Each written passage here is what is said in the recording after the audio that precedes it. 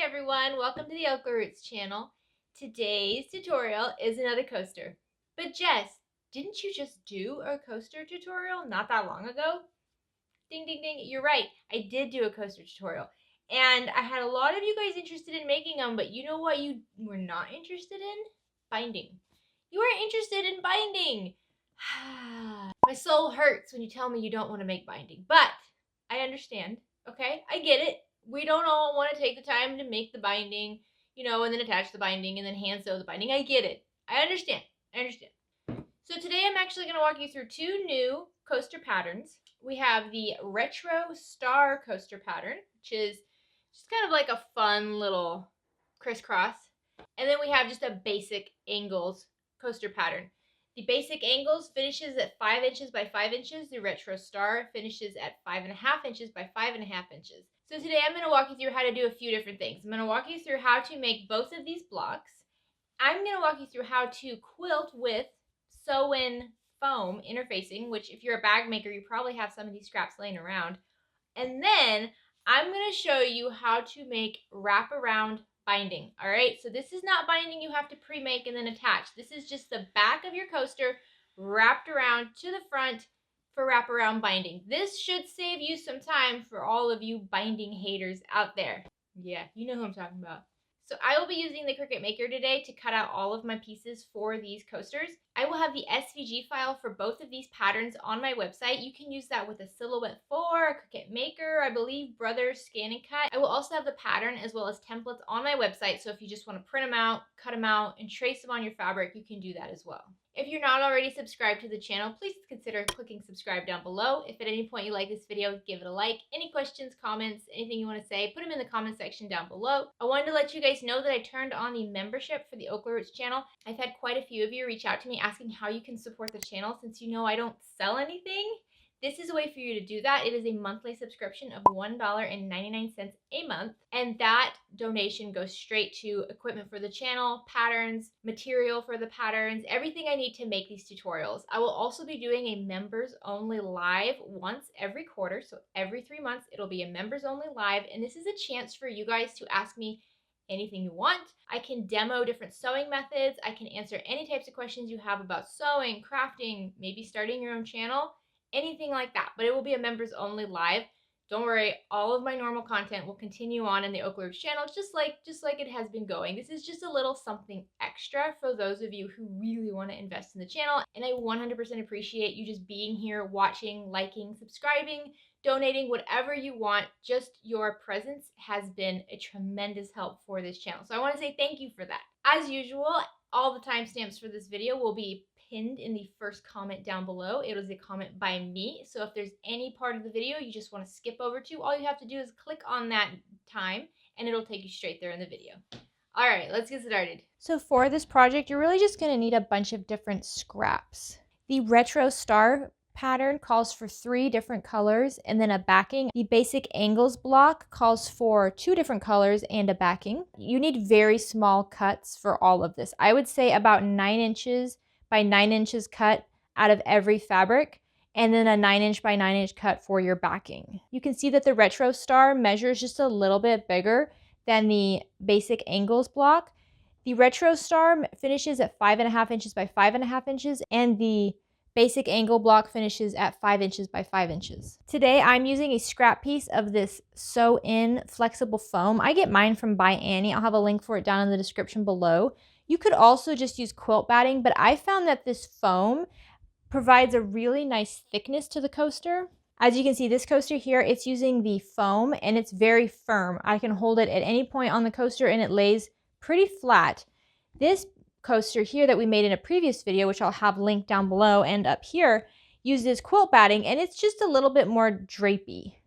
So it depends on which look you're going for. I do prefer the firmness of the foam for coasters. I'll be using 40 weight thread today. I get mine from Aurifil, and I will also be using the Schmetz Universal 7010 needle. To cut my fabric, I will be using the Cricut Maker and the Cricut Fabric Grip Pad.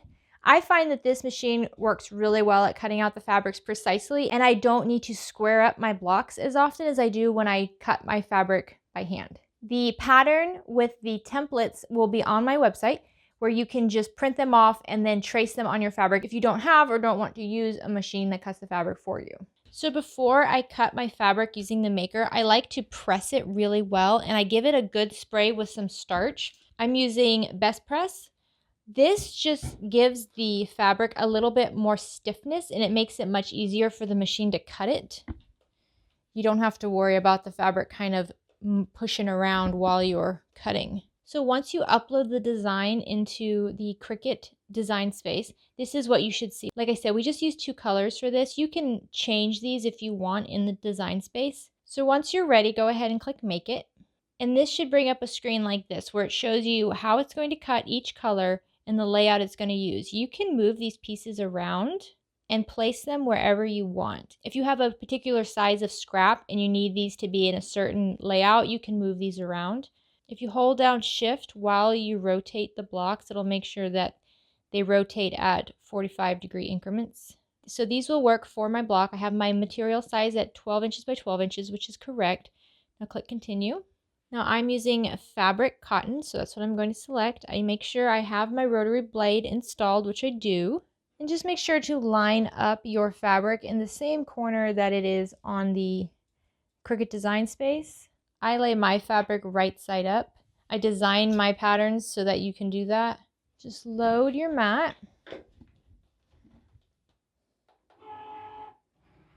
And Cricut will cut it all out for you. Okay, once it's done, just unload it. And all you have to do is pull off one corner. And your pieces are cut. Isn't that crazy? I like to use these Tula Pink pickers to pull off my fabric. Just because I like to touch the mat as little as possible so that it will last as long as possible. Alright, and then I'll continue this with the other cut of fabric.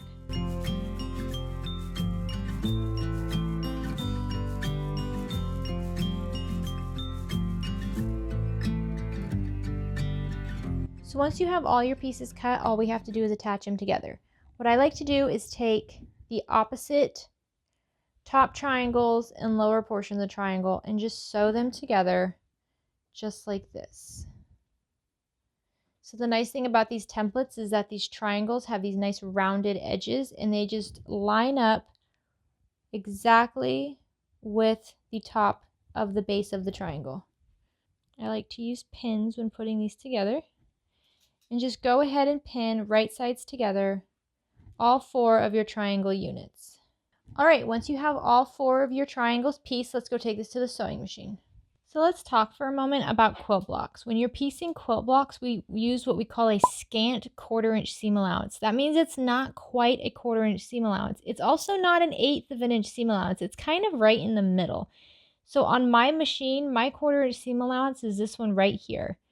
I'm going to make sure that my fabric doesn't touch it while I'm sewing, but instead it's just a bit in. So you can see when I'm sewing, I don't go all the way to that 1/4 inch mark. And the reason we do that is because when the fabric folds on itself open, it loses a little bit of its size. So if you did a 1/4 of an inch or even just slightly more than a 1/4 of an inch on all your seams, your block will come out too small. And a scant 1/4 inch seam allowance is usually something you want to be mindful of when you're doing quilt blocks that have a lot of pieces to them, because the more pieces you have, the more likely your block is going to shrink and shrink and shrink because of that seam allowance. So when pressing these triangles, to make it a little bit easier in later steps, I like to make sure I press them in a certain way. I'm going to press both triangles with the same tops in the same direction. So for the triangles here on the left, I'm going to press them up so that the seam allowance is behind the tip of the triangle. For the triangles over here on the right, I'm going to actually press these the opposite way. So I'm going to press these so that the bottom part of the triangle is up and has the seam allowance behind the bottom part of the triangle. This is going to allow the block to come together in later steps much neater. So I'm using this Cricut Mini Easy Press, which is great for quilt blocks. First we just set our seams and then we just press them open.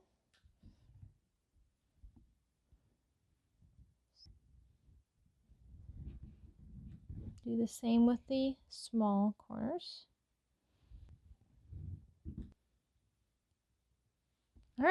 Now you can go ahead and press them on the back as well to make sure that the seam is nice and tucked in, won't go anywhere. Now we just have to put these triangles together. Now I like to lay out my block to make sure I see the final product because it's easy to kind of get these mixed up. So now we're just going to put two triangles together just like this. So lay them right sides together. And if you pressed your seams in opposite directions, you'll see that they just kind of snug into each other, just like that. We have one seam going to the left, one seam going to the right, and they just kind of hug each other. Do the same with the other side.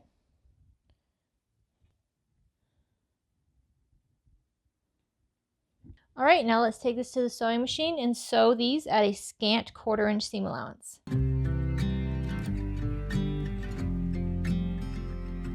Okay, once again, let's press these open. If you lay them in the same direction like this and then press them in the same direction, you'll be able to nest them again in the next step.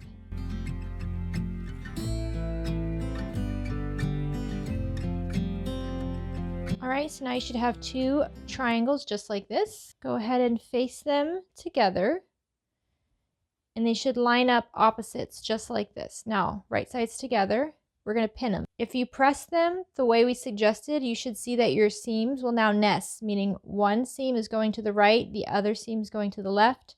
You just kind of hug them into each other, and this is kind of the trick for lining up points. This is how a lot of quilters get those really nice points in their quilt blocks. All right, let's take this to the sewing machine. Once again, a scant 1/4 inch seam allowance, 2.5 millimeter stitch length. And there you have your block. I like to give the whole block a nice press.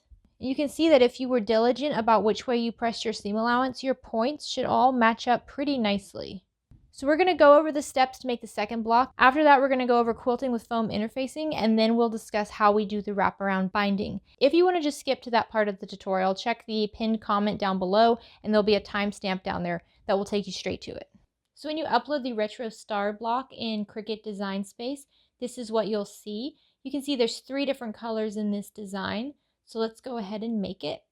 So using the measurements given to me in the design space, I'm going to cut my scraps of fabric to fit these rectangles. Remember that if you have a specific cut that doesn't work with this, you can move these blocks around. Also, don't forget to starch your fabric and press it before you put it in the machine to be cut. Click continue whenever you're ready to make your design. Make sure to select fabric cotton. Check that you have your rotary blade installed, and then just push the buttons on the machine.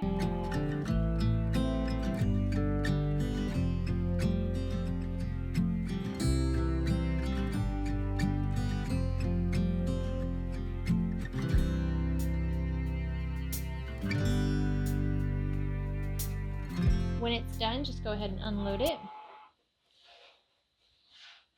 Now all you have to do is pull off your fabric, and there are your blocks. I prefer to use these Tula Pink tweezers to get these little templates off of here. And once you've completed that, Cricut Design Space is going to take you to the next block. Just add your fabric and continue cutting your templates.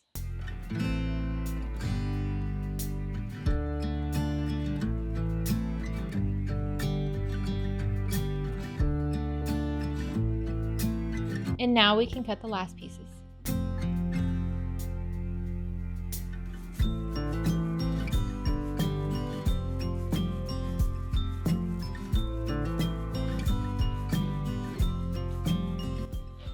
All right, so the first thing we want to do with our block is lay it out. Now you can use the PDF file that I have on my website, and it will have an image that will show you how to lay this out. This is what we do. This is the center, and then these are the expansions. So what we're going to do is we're going to build them by quadrants, and then we'll put all 4 quadrants together. And one thing to make it easier when you're building it is to note that every small triangle goes against the shorter edge of one of these diamond type shaped objects. So every short edge of these shapes will have a small triangle against it. So what I do is I just attach all of the triangles first. What's nice with using these templates is that they have these angled edges and they just line up perfectly. So if you're not quite sure exactly how it's supposed to lay flat, as long as your angles are all lined up nicely, then you've done it right. And just to repeat this process for every single one of your other blocks.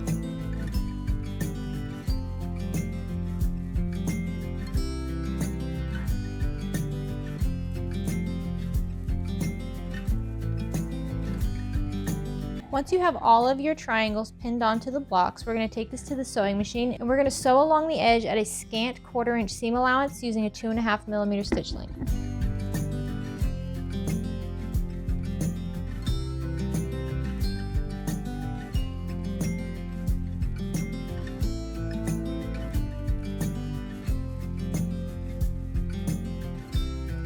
All right, now let's press our blocks.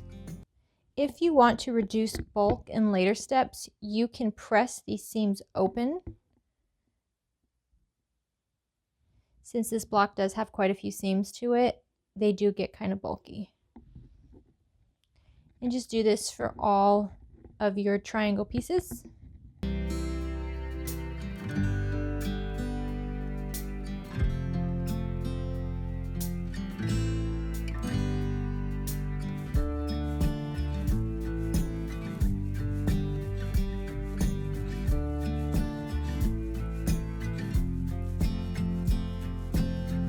So now we can build our quadrants.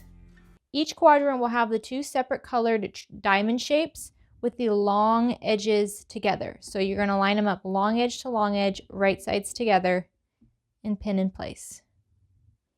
And do the same for the other 3. You can see that they're a little off skewed. They're not supposed to line up as a rectangle. All right, now let's sew along these edges using a scant 1/4 inch seam allowance and a 2.5 millimeter stitch length.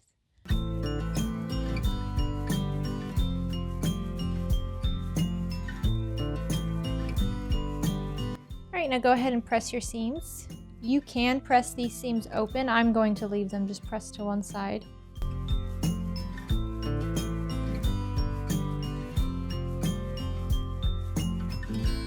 All right, so you should now have your 4 quadrants. Each one of these quadrants should measure 3 inches by 3 inches. If your blocks are a little sloppy or a little big, you can go ahead and square them up, which is where we just take a ruler and we make a nice little 3 inch by 3 inch box. And we use our rotary cutter to just kind of cut off the excess edges. The more pieces you have in a block, the more likely you're going to need to square up throughout the steps.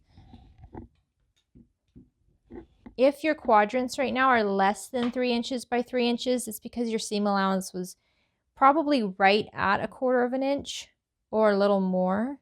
And that's okay. When we sew them together and we quilt them, it's going to hide any discrepancies.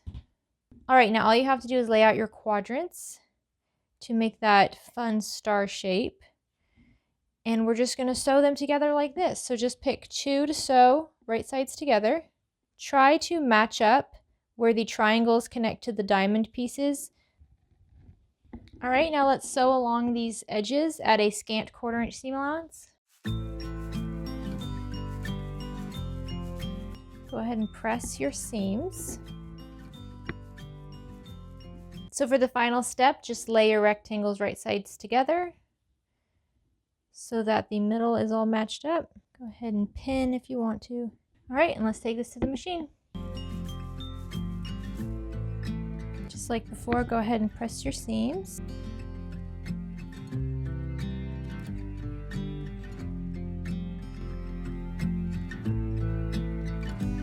There is your retro star block. So we've made 2 different blocks. You can see that the retro star block measures about 5.5 inches by 5.5 inches, where the basic angles block measures 5 inches by 5 inches. The bigger size is good for those really big coffee mugs. So let's discuss how we quilt this. I'm going to be quilting on the retro star block today, but all of the rules and all of the methods apply to the smaller block as well. So grab yourself a scrap piece of foam interfacing and lay your block right side up on it. Now, we just want to trim off some of the excess, but we don't want to trim off right up against the block. So you can use a ruler, go about 1/2 inch extra all around the block.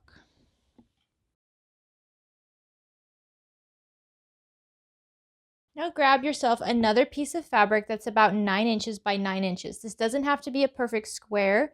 This is going to be the back of your coaster. Flip it so that it is right side down and lay your foam and quilt top centered on the block. We're going to be trimming down the foam and parts of the backing before we do the binding, but for this part, we just want as much material as possible. I will tell you that when you quilt on the foam interfacing, the block does shrink more than it would using batting. This is just because the foam interfacing is thicker than batting. Now you can use some glue to glue all 3 pieces together. You could grab a couple of curved safety pins and pin them together, or you can just leave them loose. Since this is like a really small quilt, I don't have to worry about fabric moving around so much, but you do have to make sure you keep an eye on the backing so that it doesn't fold under. I'm going to take this to the machine and I'm going to just do some very basic quilt lines following the seams. I'm going to be sewing in the ditch, which means it's in between where 2 pieces of fabric come together in their seam. Do not sew the edge. Keep your stitches in the block. We're going to trim down the interfacing later, and we don't want any of our stitches going off the side because it's going to make it harder to cut in another step. So first thing I want to do is pull up this bobbin thread so that I can hold both of my threads before I start quilting. To do that, I'm just going to use a scrap piece of fabric, sew it down, pull up my needle, and then pull this out.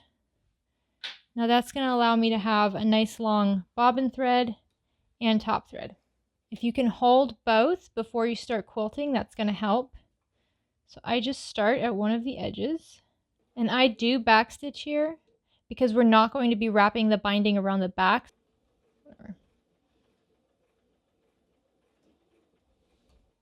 Just go nice and slow, making sure you smooth everything out as you go.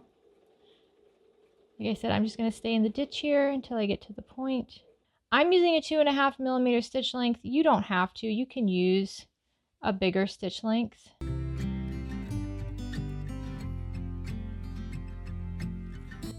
I'm just going to follow the lines of my star all the way around.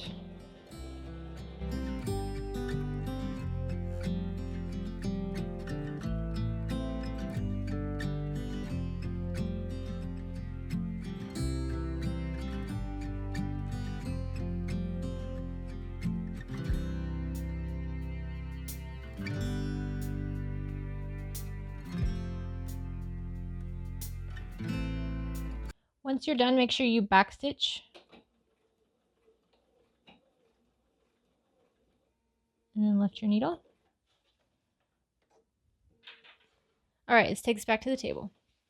So I found that backstitching at the beginning and the end of my quilting is actually fine for starting and stopping my seams. I haven't gone through and tied off and buried the knots for these pieces for my other coasters, and they've all been fine.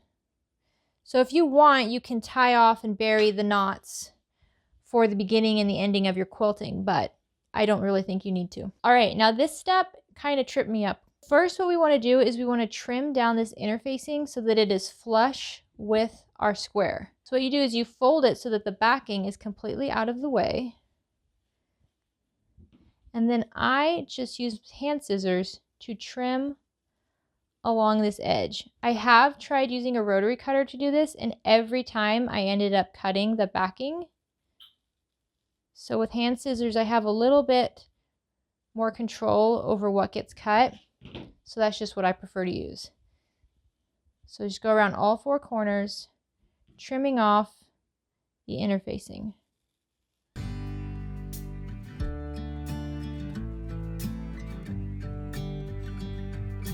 All right, so what about if you wanted to square off your block?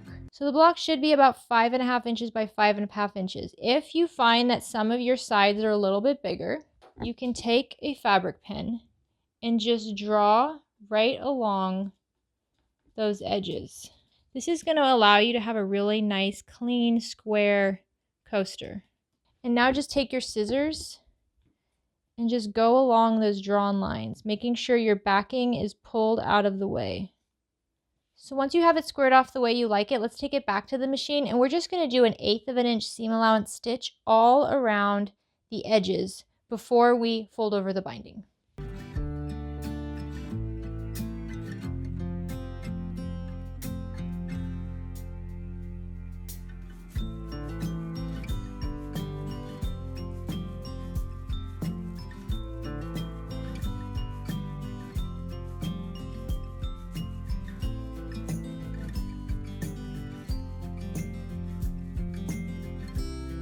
So let's discuss how to do the wraparound binding. We're going to cut the backing so that it is 1 inch wider all around than the top.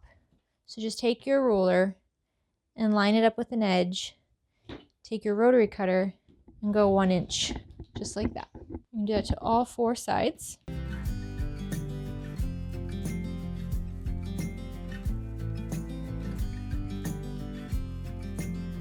All right, we're going to use our iron to help us with prepping this. Now what you're going to do is you're going to fold in one of your long edges halfway so that it meets the edge of your top, and then press it just along that edge. And we're going to do that for all 4 edges. Just fold it up and press.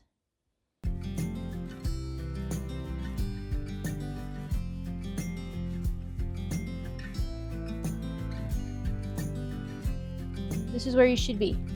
Grab some clips, and we're just going to clip this whole thing together now so that when we take it to the sewing machine, all we have to do is sew it. So clip one of the straight edges down first. And then once you get to a corner, unfold the next side that you're going on, and then keep the side that you just clipped folded. Now, take that bottom corner and fold it 45 degrees in. So you should have a folded edge, and then your corner, which is partly folded and partly unfolded. And then now refold that long edge and fold the whole thing up. And then clip this in place. And go around your block doing this for all the corners and all the edges.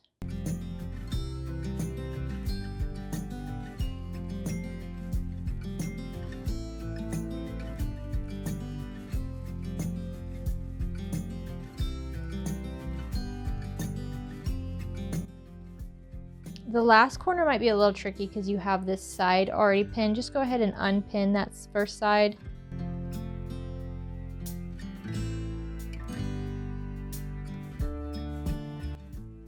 Keep the other corners clipped, but you can unpin this, you can unclip the sides. Those are easy to reclip.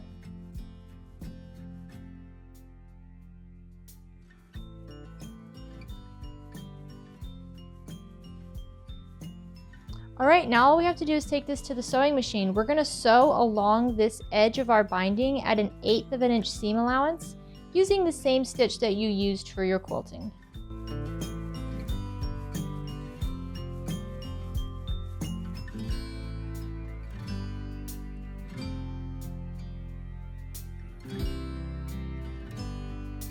So when you're coming up on the edges, you kind of need a third hand. So I use this thing called the purple thing. You can also use your seam ripper, which works really well for this. And what you want is just something to hold down these 2 pieces of the corner right until your needle gets to it. So just go nice and slow.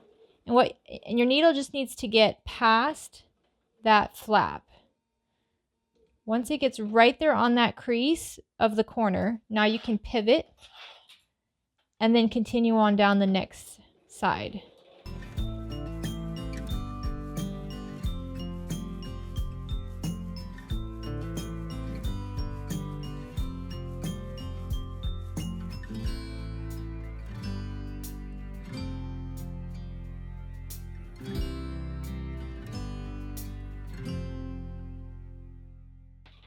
All right, so here's your block. Go ahead and clip off your threads. Like I said, I only backstitch, I don't bury the knots, and I haven't had a problem that's how you do wraparound binding for your coasters. So we did it. We made this super fun coaster, and then we made the top for the second coaster, which turns out like this. We used foam interfacing and wraparound binding. I really hope that this will encourage you to make these. I know it's another coaster video, but you guys, I am just a girl standing here on YouTube trying to protect your tables. That's all. I love making these coasters. They're just so cute and they're so useful. So I have had this cup of ice water on one of my coasters that I made the other day. And this is using the foam interfacing, and it works great. It works just like batting. So if you're worried about absorbing the liquid, I mean, it's, you know, if you spill something on it, it's going to get wet, but it works really well. So I hope if you had any questions about wraparound binding or using foam interfacing as batting in the coasters, I hope this cleared them up for you. If you have any questions, make sure you leave them down below. If you like this video, give it a like. If you haven't already subscribed, please consider doing so. We have new tutorials every single Monday, and we're going to be having more bonus videos and lives in the near future. So you don't want to miss that. I hope you have a great rest of the week. Get out there and make something. Bye! So I hope you enjoyed the tutors. My words don't come out right sometimes. So I hope you enjoyed things. Why can't I talk? I hope if you had any questions, stop it, Murphy. I hope if you had Murphy, shush. Stop looking at Murphy. No, stop. Oh my God. Or wraparound binding. I hope that this Murphy. Oh my gosh. Oh my goodness, one of my dogs just trying to take down the whole set. Don't take down the set, dog. That was hard to talk. No, I'm usually so good at talking. I'm not so good at talking, but I talk a lot. You think I would be good at talking. We're done for today. Happy New Year.